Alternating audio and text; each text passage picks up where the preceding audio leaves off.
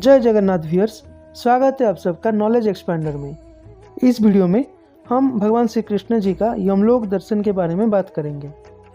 यमलोक की यात्रा संपन्न करके भगवान श्री कृष्ण द्वारिका नगरी पहुँचे।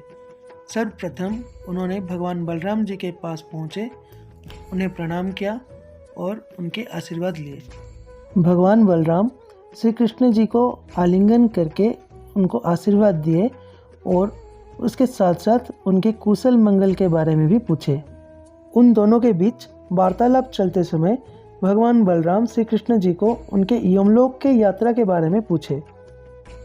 भगवान बलराम पूछते हैं, हे कृष्ण, तुम यमलोक जाकर वहाँ गुरु संदीपनी के 5 पुत्रों को देखा या नहीं? भगवान बलराम के प्रश्न को सुनकर श्री कृष्ण कहते हैं, हे भ्राता, मैं जब गुरु संदीपनी के 5 पुत्रों के संधान में यमलोक जाकर पहुंचा तो मैं देखता हूं कि रास्ते में अनेक पापी नरक में पड़े हैं। उन पापियों को यमदूतों ने दंड दे रहे थे, परंतु मुझे देखकर उन सब ने दंड देना छोड़कर चले गए। मेरे दर्शन पाकर उन पापियों का मुक्ति हो गया। मुझे देखते ही यमराज भय में कांपने लगे और मेरे स्वागत करके अपने आसन में मुझे बैठाए।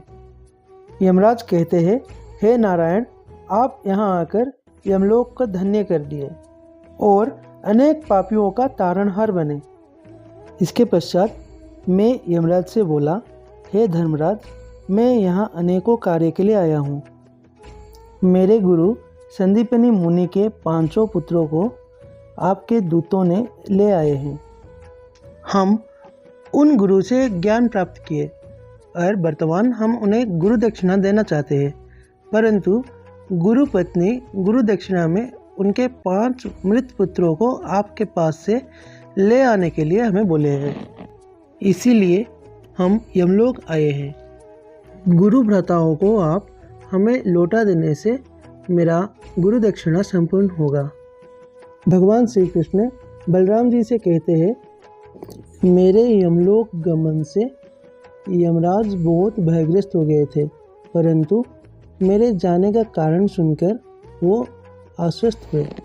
उसके पश्चात यमराज चित्रगुप्त से गुरुपुत्रों के बारे में पूछे। आज्ञा पाते ही चित्रगुप्त कहते हैं, उन 5 भ्राता गंगा नदी के निकट एक नगर में चोर बनकर जन्म लिए हैं और चोरी कर अपना जीविका निर्वाह कर रहे हैं। उन 5 ने जो कुछ भी चोरी करते हैं उससे आधा भगवान शिव जी को दान कर देते हैं और आधा को अपने आप में बांट लेते हैं। ये सुनते ही यंतुपति काल विकाल नामनी 2 यमदूत को बुलाते हैं और उन 5 चोरों को ले आने के लिए आज्ञा देते हैं। आज्ञा पाते ही काल विकाल उन 5 चोरों के निकट पहुंच गए और स्नान करते समय उनको जल में डुबाकर मार डाले और उनके आत्मा को अपने साथ लेकर यमलोक पहुंच गए। तत्पश्चात यमराज उन 5 को मुझे प्रदान किए। भगवान बलराम जी को श्री कृष्ण कहते हैं, हे भ्राता, गुरुपुत्रों को पाकर मैं जितना खुश हूँ उससे कहीं अधिक दुख मुझे राजा पांडु को वहाँ पर देखकर हुआ। जब भगवान बलराम दुखी होने के कारण पूछे तो श्री कृष्ण कहते हैं, हे भ्राता, महाराज पांडु जिस दिन से प्राण त्याग किए हैं उसी दिन से वे यमराज के सभा में खड़े हैं। ये सुनकर भगवान बलराम अचंभित हुए और श्री कृष्ण से पूछे कि किस पाप के कारण राजा पांडु को ये शास्ति मिली है। उत्तर में श्री कृष्ण कहते हैं, राजा पांडु ब्रह्म हत्या की शास्ति भोग रहे हैं। वे अग्निका ऋषि की हत्या की है, इसीलिए वो इस शास्ति भोग रहे हैं।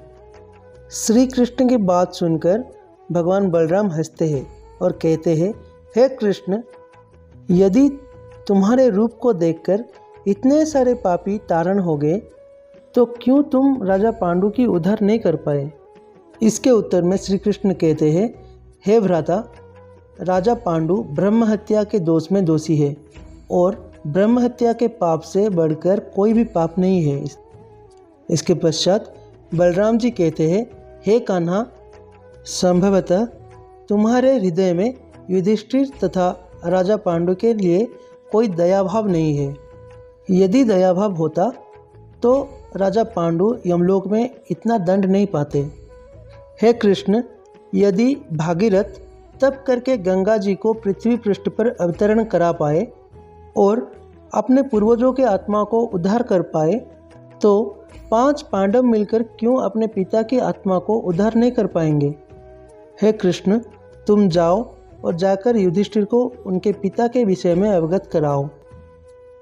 ये सुनते ही श्री कृष्ण जी हाथ जोड़कर भगवान बलराम जी से क्षमा प्रार्थना की और कहे, हे भ्राता, मैं ये विषय में युधिष्ठिर को बताने के लिए भय करता हूँ।